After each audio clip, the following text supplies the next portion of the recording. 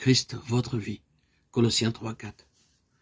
Je suis sûr que parmi ceux qui sont entièrement consacrés à Dieu, beaucoup ont éprouvé ce que j'ai moi-même éprouvé, et se sont écriés, Seigneur, combien nous comprenons peu, et ont demandé à Dieu dans la prière, Seigneur, viens toi-même prendre possession de moi, afin que je puisse comprendre la signification réelle de la consécration absolue. Mais nous croyons, comme nous l'avons dit, que si nous avons la foi, le Seigneur accepte notre don. Bien que nous ne réalisions pas immédiatement la puissance de cette absolue consécration, nous devons nous tenir fermement attachés à Dieu. L'expérience de cette puissance viendra ensuite. Je dois ajouter que si nous désirons vivre une vie entièrement consacrée, il faut que Christ vienne en nous dans sa toute-puissance. C'est seulement en Christ que nous pouvons nous approcher de Dieu, et c'est seulement en Christ que Dieu peut s'approcher de nous. Nous avons besoin de Christ, notre vie. Nous supplions Dieu d'agir puissamment par la puissance du Saint-Esprit, pour la sanctification des croyants et pour la conversion des pécheurs. Mais nous avons besoin que le Seigneur accomplisse en nous ce que nous lui demandons d'accomplir dans le cœur des autres. Nous avons besoin que Dieu nous révèle Christ et qu'il prenne entièrement possession de nous.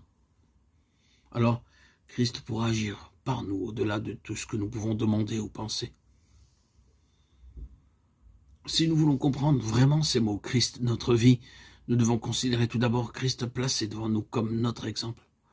Ensuite, Christ livré pour nous-mêmes, victime expiatoire. Troisièmement, Christ avec nous comme celui qui nous sauve du péché.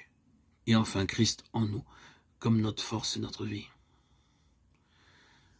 Considérons en premier lieu Christ placé devant nous comme notre exemple.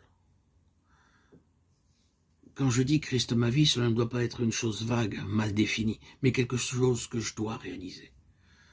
La vie se manifeste toujours extérieurement par la conduite et par l'action.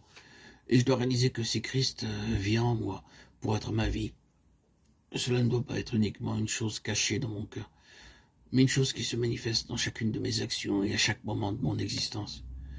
Et si je veux savoir de quelle façon cette vie se manifeste, ce que mes sentiments, mes paroles, mes actions et mes habitudes doivent être si je possède la vie de Christ en moi, je dois étudier la vie du Seigneur, Jésus sur la terre.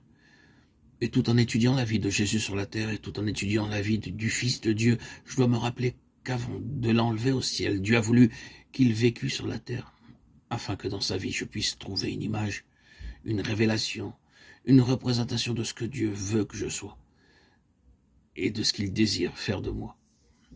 C'est à la lumière de cette pensée que vous devez étudier la vie de Christ dans les évangiles.